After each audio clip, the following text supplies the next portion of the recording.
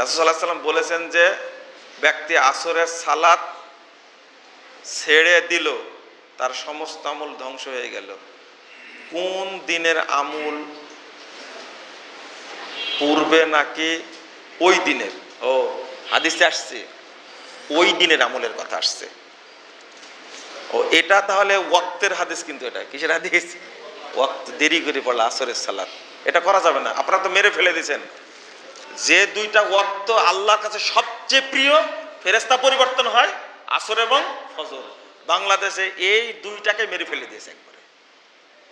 আপনারা করেন না, কিন্তু আপনারা শরীটোলায় একটা অপ্রিয় তিতো কথা বলি আর কি। শরীটোলা জহর কয়টায় পড়েন বলেন তো দেখি? জামাত কয়টায়? একটাই। মানে 11টা 44-এ ওয়াক্ত হয়েছে, একটাই পড়লেন। মানে আওয়াল ওয়াক্ত আছে, আখের ওয়াক্ত আছে কিনা সেটা বলে নাকি?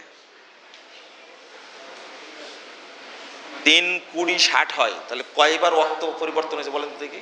3, 20, 60, 4, 20, 80, তাহলে ওইদিকে 20 আর এদিকে কত? 80 মিনিট। তার মধ্যে 20 মিনিটের মধ্যে পড়তে হবে, তাহলে বাকি কয় মিনিট আপনার গেছে বলেন দেখি? 60 মিনিট। মানুষের যারা কর্তৃপক্ষ আপনারা এখানে আছেন, বংশাল হলো এমন একটা জায়গা যেখানে একটা ঢেল দিলে সারা বাংলাদেশ চলে যাবে, সাগরের মতো, তাই না? আপনারা শুরু করেন, এই নেকিগুলো আপনারা পাবেন। সারা বাংলাদেশে যারা শুরু করবে তাদের নেকিটা আপনারা পাবেন ইনশাআল্লাহ। বিশেষ করে শরীটোলার ভাইদেরকে বলছি, ওয়াক্ত হবে, আজান দিয়ে দিবেন। আপনি কি কাজ করছেন ওটা জরুরি না। আসর পারেন, ফজর পারেন, জোহর পারবেন না কেন? বুঝেননি কথা? আসর কারো তোয়াক্কা করেন না, ফজর কারো তোয়াক্কা করেন না।